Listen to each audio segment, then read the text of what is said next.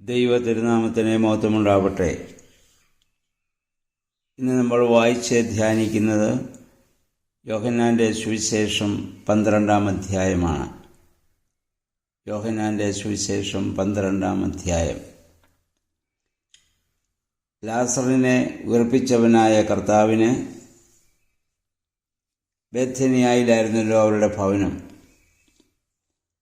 ലാസറും സഹോദരിമാരും ഞങ്ങളുടെ ഭവനത്തിലേക്ക് ഒരു വിരുന്നിനെ ക്ഷണിക്കുകയാണ്. ആ സമയത്ത് മറിയം തൻ്റെ ജീവിതത്തിൽ ഏറ്റവും വിലപ്പെട്ടതായ തൈലം കർത്താവിൻ്റെ പാദത്തിൽ പൂശുന്നതും ഒക്കെ നമുക്ക് കാണാൻ പറ്റും. ഇതിനു മുമ്പ് മറ്റ് സുവിശേഷങ്ങളിലും പല സ്ത്രീകൾ കർത്താവിനെ ഒരു പരീശൻ്റെ വീട്ടിൽ വിരുന്നിന് ക്ഷണിക്കപ്പോഴൊക്കെയും ഇങ്ങനെ കർത്താവിൻ്റെ മേൽ തൈലം പൂശിയ സംഭവം നമ്മൾ വായിച്ചിട്ടുണ്ട്. ഇത് കണ്ടപ്പോൾ കർത്താവിൻ്റെ ശിഷ്യന്മാരിൽ ഒരുവനായ യൂദോസ് കറിയോത്ത ഈ പണം സാധുക്കൾക്ക് അല്ലെങ്കിൽ ദാരിദ്ര്യം അനുഭവിക്കുന്നവർക്ക് നൽകാമായിരുന്നില്ലേ എന്ന് അവിടെ പറയുന്നുണ്ട്. ഇവിടെ പ്രത്യേകം പറയുന്നത് അവൻ ദ്രവ്യാഗ്രഹിയായിരുന്നത് കൊണ്ടാണ് പറഞ്ഞതെന്നും അവൻ പണം കൈകാര്യം ചെയ്തിരുന്നുകൊണ്ട് അതിൽ നിന്ന് അവൻ മോഷ്ടിച്ചിരുന്നുവെന്നും തൻ്റെ ശിഷ്യന്മാരുടെ ഇടയിൽ ഒരു പിശാചുണ്ട് എന്ന് കർത്താവ് നേരത്തെ തന്നെ സൂചിപ്പിച്ച് നമ്മൾ വായിച്ചതാണ്. യൂദാസ് കറിയാത്തയാളുടെ ഏറ്റവും വലിയ ബലഹീനത ദ്രവ്യാഗ്രഹമായിരുന്നു. പൊതുവിൻ്റെ പണം കൈകാര്യം ചെയ്യുന്നവർക്ക് സാധാരണ വരുന്നതായ ഒരു പരീക്ഷയാണിത്. പൊതുവിൻ്റെ പണം കൈകാര്യം ചെയ്യുമ്പോൾ ധാരാളം പണം കയ്യിൽ വന്നെത്തുമ്പോൾ അതിൽ നിന്ന് കുറച്ച് എടുക്കാനുള്ള ഒരു പ്രവണത പലർക്കും ഉണ്ടാകും. പക്ഷെ അതിനെ അതിജീവിക്കണമെങ്കിൽ ശക്തമായ ദൈവകൃപ നമുക്ക് ആവശ്യമാണ്. വിശ്വാസവഞ്ചന അത് തലമുറകളെ നശിപ്പിക്കുന്നതാണ്. അതുകൊണ്ട് യൂദോസ് കറിയോത്ത ഇത് പറഞ്ഞത് ആ പണം ഇത് തൈലാഭിഷേകത്തിന് ഉപയോഗിച്ച് ആ ധനം കിട്ടിയിരുന്നെങ്കിൽ അത് കാശായിട്ട് കർത്താവിൻ്റെ കയ്യിൽ കിട്ടിയിരുന്നെങ്കിൽ അത് സൂക്ഷിക്കുന്ന ദാനാണല്ലോ, തനിക്കതിൽ നിന്ന് എടുക്കാൻ വേണ്ടിയുള്ള ആ ചിന്തയോടുകൂടി അവനൊരു വലിയ പ്രസംഗം ഇവിടെ നടത്തുകയാണ്. ദ്രവ്യാഗ്രഹിയുടെ ഒരു കാരുണ്യ പ്രസംഗമായി നമുക്കിതിനെ കാണാം. പഴയ നിയമത്തിൽ നമുക്കറിയാം അനാഥരോടുള്ള അനുകമ്പ പഴയ നിയമത്തിലും പുതിയ നിയമത്തിലും ഒക്കെ പ്രത്യേകം എടുത്തു പറഞ്ഞിട്ടുള്ളതാണ്. ന്യായപ്രമാണത്തിൽ അവരുടെ താല്പര്യങ്ങളെ സംരക്ഷിക്കാൻ പറയുന്നുണ്ട്. പുറപ്പാട് പുസ്തകം 23:11, ലേവ്യർ 19:9-10 വാക്യങ്ങൾ, ആവർത്തനം 15:7, അങ്ങനെ സങ്കീർത്തനം 82:3-4 വാക്യങ്ങൾ, ഇങ്ങനെ ധാരാളം ഭാഗത്ത് പുതിയ നിയമത്തിലും പഴയ നിയമത്തിലുമായി ദരിദ്രരെ സഹായിക്കുന്ന കാര്യങ്ങളെപ്പറ്റി പ്രത്യേകം എടുത്ത് പറഞ്ഞിട്ടുണ്ട്. എന്നാൽ അതും മാത്രമല്ല, ക്രിസ്തുമതം ദൈവനാമ മഹത്വത്തിനായുള്ള ആരാധനാലയങ്ങൾ പണിയുന്നതിനും ദൈവാലയത്തിലേക്ക് ആരാധനയ്ക്കുള്ള ഉപകരണങ്ങൾ ആദിയായുള്ളവ വെടിപ്പും ഭംഗിയും മനോഹരമായതും വാങ്ങുന്നതിനും ദൈവം മോശയ്ക്ക് കൊടുത്തതായ നിർദ്ദേശങ്ങൾ പഴയ നിയമത്തിൽ നമ്മൾ വായിക്കുക. ഞാൻ നേരത്തെ ഇത് പറഞ്ഞതാണല്ലോ, ഏറ്റവും വിലപിടിപ്പുള്ള നൂലുകൾ കൊണ്ടും സാധനങ്ങൾ കൊണ്ടുമാണ് ജെറുസലേം ദേവാലയത്തിൽ സമാഗമന കൂടാരത്തിൽ ദൈവത്തെ ആരാധിക്കുവാനുള്ളത് ഉണ്ടാക്കുവാൻ ആവശ്യപ്പെട്ടത്. കാരണം അത് ദൈവ മഹത്വത്തെ സൂചിപ്പിക്കാനാണ്. ലോകത്തിലുള്ളതിൽ ഏറ്റവും വലുതാണ് വിശ്വാസിയെ സംബന്ധിച്ചിടത്തോളം ദൈവത്തിൻ്റെ മഹത്വം. ദൈവത്തിൻ്റെ മഹത്വത്തെ സൂചിപ്പിക്കാൻ വേണ്ടിയാണ് അങ്ങനെ ചെയ്യുന്നത്. കർത്താവ് മരിച്ചത് മരക്കുരിശിലാണ്. പക്ഷെ നമ്മൾ സ്വർണം കൊണ്ടും വെള്ളി കൊണ്ടും കുരിശുണ്ടാക്കുന്നു. അത് കുരിശിൻ്റെ മഹത്വത്തെ സൂചിപ്പിക്കാൻ വേണ്ടിയാണ്. അപ്പോൾ നമ്മൾ ചെയ്യുന്ന ഒരു കാര്യവും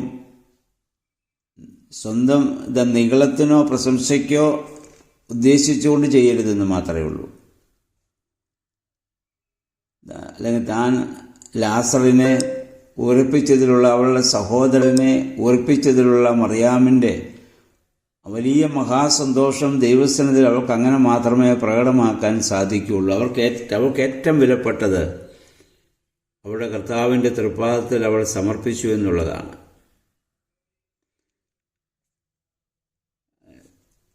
അവളുടെ ആ സ്നേഹപ്രകടനമാണ് അവൾ അവിടെ കാണിച്ചതെന്ന് നമ്മൾ അത് മനസ്സിലാക്കുക. ഇനി അതിൻ്റെ രാജകീയമായ കർത്താവിൻ്റെ ആ പ്രവേശനത്തെക്കുറിച്ച് 12 മുതലുള്ള വാക്യങ്ങൾ നമ്മൾ വായിക്കുന്നുണ്ട്. യേശു തൻ്റെ ക്രൂശുമരണം അടുക്കാറായപ്പോൾ ഒരു കഴുതയെ ആവശ്യപ്പെട്ട് ചെല്ലുന്ന യേശുവിനെ അവർ ഓശാന പാടി സ്വീകരിക്കുന്ന മറ്റ് 3 സുവിശേഷങ്ങളിലും നമ്മളിത് വായിച്ച് അതിൻ്റെ അർത്ഥം ചിന്തിച്ചിട്ടുള്ളത് കൊണ്ട് ഇനി അതിനാവശ്യമില്ലല്ലോ. സമാധാനത്തിൻ്റെ, താഴ്മയുടെ ഒരു മൃഗമായി ഉപയോഗിച്ചിരുന്നത് കഴുതയാണ്. എന്നാൽ യുദ്ധത്തിന് രാജാക്കന്മാർ വരുമ്പോൾ ആഠ്യത്വത്തെ കാണിപ്പിക്കാൻ വേണ്ടി കുതിരയാണ് അവർ ഉപയോഗിച്ചിരുന്നത്. യേശു തമ്പുരാൻ ഇവിടെ തിരഞ്ഞെടുത്തത് കഴുതയാണ്. പാപത്താൽ ബന്ധിതനായ മനുഷ്യനെയാണ് കെട്ടപ്പെട്ട കഴുത സൂചിപ്പിക്കുന്നതെന്ന് നേരത്തെ നമ്മൾ ചിന്തിച്ചിട്ടുള്ളതാണല്ലോ. ലോകത്തിൻ്റെ ചരിത്രം നമ്മൾ പഠിച്ചാൽ ഇത്ര ധീരമായ ഒരു ആഗമനമില്ല. കാരണം മരണത്തെ മുന്നിൽ കണ്ടുകൊണ്ട് ആര് തന്നെ വധിക്കാൻ പോകുന്നു അവരുടെ ഇടയിലേക്ക് ധൈര്യമായി, ശാന്തമായി, പരസ്യമായി നമ്മുടെ കർത്താവ് ഇത് കയറി ചെല്ലുകയാണ്. ഇനി 20 മുതലുള്ള വാക്യം നമ്മൾ വായിക്കുന്നത് യവനന്മാർ എന്ന് പറഞ്ഞാൽ ഗ്രീക്കുകാർ കർത്താവിനെ കാണാൻ വരുന്ന വിജാതികളാണ്. അവർ വലിയ പണ്ഡിതന്മാരാണ് ഇവർ ഗ്രീക്കുകാർ. നമുക്കറിയാം, ലോകത്തിലെ ഏറ്റവും സമ്പുഷ്ടമായ ഭാഷയും ഏറ്റവും സമ്പുഷ്ടമായ സംസ്കാരവും ഒക്കെ ഉണ്ടായത് ഗ്രീക്കിലാണ്. അവരൊക്കെ ഗ്രീക്കിലാണ് വലിയ ഫിലോസഫി ഒക്കെ ഉടലെടുത്തത് ഗ്രീക്ക് ഭാഷയിലാണല്ലോ.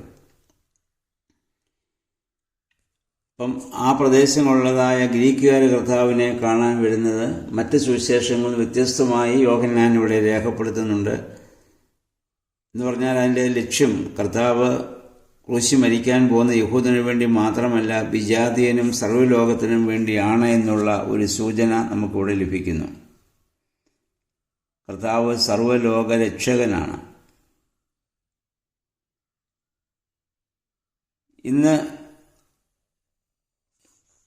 ഇവിടെ കർത്താവ് സ്ത്രീഹന്മാരോട് ആവശ്യപ്പെടുന്നു, മനുഷ്യപുത്രനെ മഹത്വപ്പെടാനുള്ള സമയമായിരിക്കുന്നു. ഇവിടെ മഹത്വം എന്നതുകൊണ്ട് ഉദ്ദേശിക്കുന്നത് തൻ്റെ ക്രൂശമരണമാണ്. അല്ലാതെ കർത്താവിൻ്റെ ആ സ്വർഗാരോഹണമോ പുനരുദ്ധാനത്തെക്കുറിച്ചല്ല, താൻ മരിക്കാൻ പോകുന്നതായ തൻ്റെ ആ ക്രൂശമരണത്തെക്കുറിച്ചാണ് കർത്താവ് ഇവിടെ പറയുന്നത്. താൻ മഹത്വപ്പെടുവാൻ സമയമായിരിക്കുന്നുവെന്ന്. 28 വാക്യത്തിൽ വായിക്കുന്ന പിതാവിൻ്റെ നാമം അത് മഹത്വപ്പെടണമെന്നുള്ള കർത്താവിൻ്റെ ആഗ്രഹം. ഞാൻ മഹിമപ്പെടുത്തി ഇനിയും മഹിമപ്പെടുത്തുമെന്ന് ആശ്വാസദായകമായ ദൈവശബ്ദം കർത്താവിന് അവിടെ ലഭിക്കുകയാണ്. കർത്താവിൻ്റെ ജനനം, സ്നാനം, താബോർ മലയിലെ രൂപാന്തരീകരണം എന്നീ സന്ദർഭങ്ങളിലും ഒക്കെ പിതാവ് പുത്രനെ മഹത്വം അല്ലെങ്കിൽ മഹിമപ്പെടുത്തി നമ്മൾ വായിച്ചു. എൻ്റെ പ്രിയപുത്രനിൽ ഞാൻ പ്രസാദിച്ചിരിക്കുന്നുവൊക്കെ എന്നുള്ളത്. ഇവിടെ കർത്താവ് പിതാവിൻ്റെ ശബ്ദം കേട്ടു, അല്ലെങ്കിൽ പിതാവായ ദൈവം പറയുന്ന വാക്ക് കേട്ടു, കൂടെ നിന്നവർ ശബ്ദം മാത്രമേ കേട്ടുള്ളൂ. എന്നിട്ട് 30 വാക്യത്തിൽ യേശു പറയുന്നു, ഈ ശബ്ദം നിങ്ങൾക്ക് വേണ്ടിയാണ്. കർത്താവ് പറഞ്ഞിട്ടുള്ളതായ ഈ വചനമാകുന്ന ശബ്ദം അത് നമുക്ക് വേണ്ടിയാണ്. ആ ശബ്ദത്തെയാണ് വചനം വായിക്കുമ്പോൾ നമ്മുടെ ഹൃദയങ്ങളിൽ വന്ന് പതിക്കുന്നത്.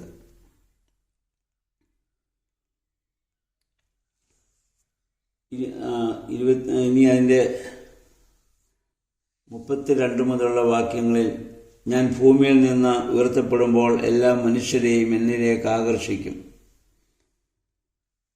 അത് താൻ ഏതു വിധത്തിലുള്ളതായ മരണമാണ് തനിക്ക് സംഭവിക്കാൻ പോകുന്നതെന്ന് കർത്താവ് മുന്നമേ ഇവിടെ പറഞ്ഞതാണ്. താൻ കുരിശിലാണ് താൻ മരിക്കാൻ പോകുന്നതെന്നുള്ള യാഥാർത്ഥ്യം കർത്താവ് ഇവിടെ വ്യക്തമാക്കുന്നുണ്ട്. അപ്പോൾ അവർ ചോദിക്കുന്നുണ്ട്, ക്രിസ്തു മശിഹ അങ്ങനെ മരിക്കുമോ? എന്നേക്കും നിലനിൽക്കുന്നുവെന്നാണല്ലോ ന്യായപ്രമാണത്തിൽ പറഞ്ഞിട്ടുള്ളത്. പിന്നെ എങ്ങനെയാണ് മനുഷ്യപുത്രൻ ഉയർത്തപ്പെടേണ്ടിയിരിക്കുന്നുവെന്ന് നീ പറയുന്നത് എങ്ങനെയെന്നാണ് അവരുടെ ചോദ്യം. അപ്പോൾ യേശു പറയുന്നുണ്ട്, ഈ പ്രകാശം കുറച്ച് സമയത്തോടു കൂടി മാത്രം നിങ്ങളുടെ ഇടയിലുണ്ടാകും. അതിനുശേഷം അന്ധകാരം നിങ്ങളെ കീഴടക്കാതിരിക്കാൻ വേണ്ടി പ്രകാശമുള്ളപ്പോൾ നിങ്ങൾ നടന്നുകൊള്ളുവിൻ. ഇവിടെ പ്രകാശമെന്ന് താൻ ഉദ്ദേശിച്ച് തന്നെക്കുറിച്ചാണ്. യോഹന്നാന്റെ സുവിശേഷം 9-ാം അധ്യായത്തിൽ കുരുടനെ സൗഖ്യമാക്കുമ്പോൾ അവൻ പറഞ്ഞല്ലോ, ഞാൻ ലോകത്തിലായിരിക്കുമ്പോൾ ലോകത്തിൻ്റെ വെളിച്ചമാകുന്നുവെന്ന്. അപ്പോൾ താനാകുന്ന വെളിച്ചത്തിൽ നിന്ന് നിങ്ങൾ വെളിച്ചത്തെ സ്വീകരിച്ചുകൊള്ളുക. ഇനി അന്ധകാരം വരാൻ പോകുന്നുവെന്നുള്ള മുന്നറിയിപ്പാണ് കർത്താവ് ഇവിടെ കൊടുക്കുന്നത്. ഇനി 37 മുതലുള്ള വാക്യം നമ്മൾ വായിക്കുമ്പോൾ, യേശു ഇതൊക്കെ പറഞ്ഞിട്ട് അവിടുന്ന് മാറി രഹസ്യമായിട്ട് കുറച്ച് ദിവസം പാർത്തു. കാരണം തൻ്റെ സമയമാകുന്നിടം വരെയും മാറി നിൽക്കേണ്ടത് കർത്താവിൻ്റെ ആവശ്യമാണ്. മാത്രമല്ല, കുരിശുമരണത്തിനു വേണ്ടി തന്നെ ഒരുക്കുവാനുള്ള പൂർണ്ണ മനുഷ്യൻ കൂടിയാണല്ലോ. ഒരു സമയമായി താൻ അതിനെ കണ്ടതാവാം. ഇനിയും തന്നെക്കുറിച്ച് യേശയ്യാ പ്രവാചകൻ പറഞ്ഞിരിക്കുന്ന കാര്യം 40 മുതലുള്ള വാക്യം നമ്മൾ വായിക്കുന്നുണ്ട്. യേശയ്യാ വീണ്ടും പറഞ്ഞിരിക്കുന്നു, അവർ തങ്ങളുടെ കണ്ണുകൾ കൊണ്ട് കാണുകയും ഹൃദയം കൊണ്ട് ഗ്രഹിക്കുകയും അങ്ങനെ അവർ എന്നിലേക്ക് തിരിഞ്ഞ് ഞാൻ അവരെ സുഖപ്പെടുത്തുകയും ചെയ്യാതിരിക്കേണ്ടതിന് അവിടുന്ന് അവരുടെ കണ്ണുകളെ അന്ധമാക്കുകയും ഹൃദയത്തെ കഠിനമാക്കുകയും ചെയ്തുവെന്ന്. യേശയ്യാ പ്രവാചകൻ ദൈവത്തിൻ്റെ മഹത്വം ഇത് കാണുകയും ദൈവത്തെപ്പറ്റി യേശുവിനെപ്പറ്റി സംസാരിക്കുകയും ചെയ്തുകൊണ്ടാണ് യെശയ്യാ അങ്ങനെ പ്രസ്താവിച്ചത്. പ്രവാചകന്മാർക്ക് സ്വർഗീയമായ ദർശനങ്ങൾ പലപ്പോഴും ഇത് ലഭിച്ചിരുന്നു. അതിൽ നിന്നാണല്ലോ അവരത് പറഞ്ഞിരുന്നത്. യേശുവിനെപ്പറ്റി യെശയ്യാ പ്രവചനം 6-ാം അധ്യായത്തിനൊന്നുള്ള വാക്യങ്ങളിലൊക്കെ ദൈവത്തിൻ്റെ മഹത്വത്തെപ്പറ്റി എനിക്ക് വേണ്ടി ആർ പോകും എന്ന് ചോദിച്ചപ്പോൾ ഞാൻ പോകാമെന്ന് പറഞ്ഞ പുത്രൻ, അങ്ങനെ പിതാവിന് വേണ്ടി ലോകത്തിലേക്ക് വരുന്ന കാര്യങ്ങളൊക്കെ യേശയ്യായ്ക്കുണ്ടായ വലിയ ദർശനം നമ്മൾ കാണുന്നുണ്ട്. അപ്പോൾ ആ കാര്യങ്ങളെക്കുറിച്ചൊക്കെ കർത്താവ് ഇവിടെ വീണ്ടും അവരെ ഓർമ്മപ്പെടുത്തുകയാണ്. 44 വാക്യം നമ്മൾ വായിക്കുന്നു. യേശു ഉച്ചത്തിൽ വിളിച്ചു പറഞ്ഞു, എന്നിൽ വിശ്വസിക്കുന്നവൻ എന്നിലല്ല, എന്നെ അയച്ചവനിലാണ് വിശ്വസിക്കുന്നത്. എന്നെ കാണുന്നവൻ എന്നെ അയച്ചവനെ കാണുന്നു. എന്നിൽ വിശ്വസിക്കുന്നവരാരും അന്ധകാരത്തിൽ വസിക്കാതിരിക്കേണ്ടതിന് ഞാൻ വെളിച്ചമായി ലോകത്തിലേക്ക് വന്നിരിക്കുന്നു. ഇതിനു മുൻപ് താൻ പറഞ്ഞു, എന്നിൽ വിശ്വസിക്കുന്നവൻ എന്നെ അയച്ചവൻ എന്ന് പറഞ്ഞ് ഞാനും പിതാവും ഒന്നാണ്. തൻ്റെ നിത്യത അല്ലെങ്കിൽ ത്രിത്വത്തിലുള്ള തൻ്റെ ആ ഒരു വലിയ അവസ്ഥയെക്കുറിച്ചാണ് കർത്താവ് ഇവിടെ സൂചിപ്പിക്കുന്നത്. ഇപ്പോൾ ഇതൊന്നും ശിഷ്യന്മാർക്കോ അവിടെ കൂടിയിരുന്ന ജനത്തിനോ മനസ്സിലാക്കുക സ്വാഭാവികമല്ല. എന്നാൽ കർത്താവിൻ്റെ ക്രൂശുമരണശേഷം അവരൊക്കെ അത് മനസ്സിലാക്കുകയും കർത്താവിന് വേണ്ടി തന്നെ മരിക്കുവാൻ അവർ തയ്യാറാവുകയും ചെയ്തു. ആ ഒരു വലിയ അനുഭവത്തിലേക്ക് കടന്നു വരുവാനും നമുക്കിടയായിട്ട് തീരട്ടെ. ഈ 12-ാം അധ്യായത്തിൽ ഇന്ന് പല പ്രാവശ്യം വായിച്ച് ധ്യാനിച്ച്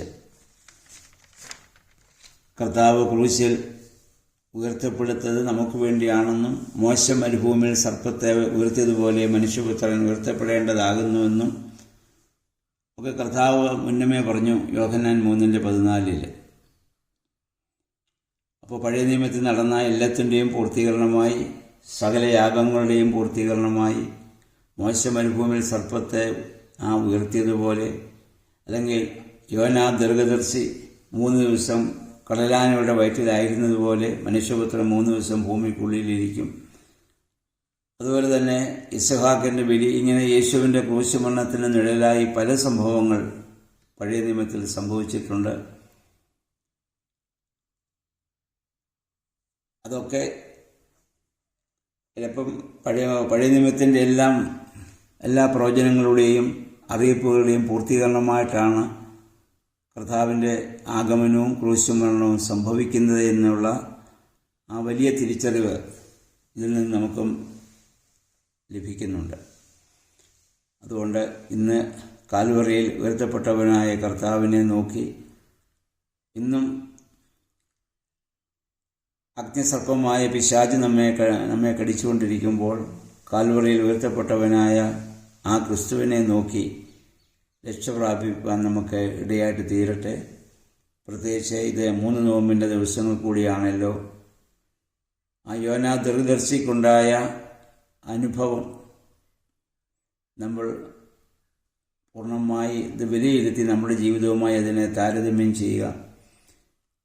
ദൈവം നമ്മളെ വിളിച്ച വിളിക്ക് വിരുദ്ധമായി പലപ്പോഴും നമ്മൾ പിന്തിരിഞ്ഞോടുന്നവരാണ്. എന്നാൽ ജീവിതത്തിലുണ്ടാവുന്ന യോനയ്ക്കുണ്ടായ പ്രതിസന്ധി ഘട്ടം ഒരു തിരിച്ചുവരവിനെ തിരിച്ചു ചിന്തിക്കുവാൻ യോനയെ അവിടെ പ്രേരിപ്പിച്ചു. നമ്മുടെയും ജീവിതത്തിലുണ്ടാകുന്നതായ ഓരോ വേദനകളും ഓരോ പ്രയാസങ്ങളും പ്രതിസന്ധി ഘട്ടങ്ങളും സ്വയം ശപിച്ച് ഇല്ലാതാകുന്നതിന് വേണ്ടിയിട്ടല്ല, ദൈവത്തിലേക്ക് തിരിയുന്നതിനുള്ള മാർഗമായി അതിനെ കാണുവാൻ നമുക്ക് സാധിക്കണം. ആ യോനാ ദീർഘദർശി അവൻ മടങ്ങി വന്നു. എന്നാൽ അവന് അങ്ങനെ ആ ജനത്തോട് മാനസാന്തരം പ്രസംഗിച്ചെങ്കിലും അവരുടെ നാശത്തിനു വേണ്ടി യോന കാത്തിരിക്കുന്നത് പോലെ ദൈവം ആ ശിക്ഷയെ പിൻവലിച്ചപ്പോൾ യോന പറയുന്നുണ്ട്, ഇതന്നെയല്ലേ ഞാൻ നേരത്തെയും പറഞ്ഞ, നീ കാരുണ്യവാനാണെന്ന് എനിക്കറിയാം, അതുകൊണ്ടാണ് ഞാൻ ഇവിടെ പോകാതിരുന്നത് എന്നാണ് യോനയുടെ ന്യായീകരണം. അപ്പോൾ ദൈവം ഒരു ആവണക്കുണ്ടാക്കി അവൻ ആദ്യം തണൽ കൊടുത്തിട്ട് അതിനെ പുഴുകുത്തി ആവണക്ക് നശിച്ചപ്പോൾ അവന് ദേഷ്യം വന്നു. യഹോവയായ ദൈവം ചോദിക്കുന്നു, ഇന്നലെ മുളച്ചു വന്ന് ഇന്ന് വാടിപ്പോയ ആവണക്കിനെക്കുറിച്ച് നിനക്കിത്രയും സഹതാപം തോന്നുന്നുവെങ്കിൽ ഇടം കൈയും വലം കൈയും തിരിച്ചറിയാത്ത 1,20,000 പരം ആളുകൾ താമസിക്കുന്ന ആ നിനവ നഗരത്തെക്കുറിച്ച് എനിക്ക് അയ്യോ ഭാവം തോന്നിക്കൂടെ? നമുക്കും ഇത് നമ്മൾ മനസ്സിലാക്കണം. ദൈവത്തിൻ്റെ സ്നേഹം എന്താണ്? സകല ജാതികളുടെയും രക്ഷയാണ്. ആ രക്ഷയിലേക്ക് അവരെ വഴിനടത്തുവാൻ ദൈവത്തിന് ഉപയോഗിക്കേണ്ട ഉപകരണങ്ങളാണ് ഞാനും നിങ്ങളും. ദൈവത്തിൻ്റെ കരങ്ങളിലെ ഒരായുധമായി പ്രവർത്തിച്ചുകൊണ്ട് മറ്റുള്ളവരെ ദൈവസന്നിധിയിലേക്ക് ആകർഷിക്കുവാൻ നമുക്ക് സാധിക്കണം. നമ്മുടെ വാക്കുകളും നമ്മുടെ പ്രവൃത്തികളൊക്കെ അതിനെ സഹായിക്കണം. ഒന്നുമല്ലെങ്കിൽ അങ്ങനെയുള്ളവർക്ക് വേണ്ടി പ്രാർത്ഥിക്കാനെങ്കിലും നമുക്ക് സാധിക്കണം. അതിന് ഈ 3 ദിവസങ്ങൾ കൂടി നമ്മെ സഹായിക്കട്ടെ. ആ വലിയ മനസ്സാന്തരത്തിൻ്റെ അനുഭവത്തിലേക്ക് നമ്മൾ വന്ന് കർത്താവ് പറഞ്ഞ പോലെ വെളിച്ചം നമ്മിൽ വസിച്ചെങ്കിൽ മാത്രമേ ആ വെളിച്ചത്തെ മറ്റുള്ളവർക്ക് പകരാൻ നമുക്ക് സാധിക്കുകയുള്ളൂ. ഈ ദൈവവചനം ഒരു വലിയ വെളിച്ചമായി കണ്ടുകൊണ്ട് അതിനെ ഹൃദയത്തിൽ സ്വീകരിച്ച് അതനുസരിച്ച് ഒരു പ്രകാശമായി, വലിയ പ്രകാശമായി നമുക്ക് ജീവിക്കാൻ സാധിച്ചില്ലെങ്കിലും മിന്നാമിനുങ്ങിൻ്റെ ഒരു വെളിച്ചമായിട്ടെങ്കിലും ആയിരിക്കുന്നതായ തലങ്ങളിൽ, പ്രവർത്തന മേഖലകളിൽ ഒക്കെ ജീവിപ്പാൻ ദൈവമേ സഹായിക്കണമേ എന്ന് നമുക്ക് പ്രാർത്ഥിക്കാം.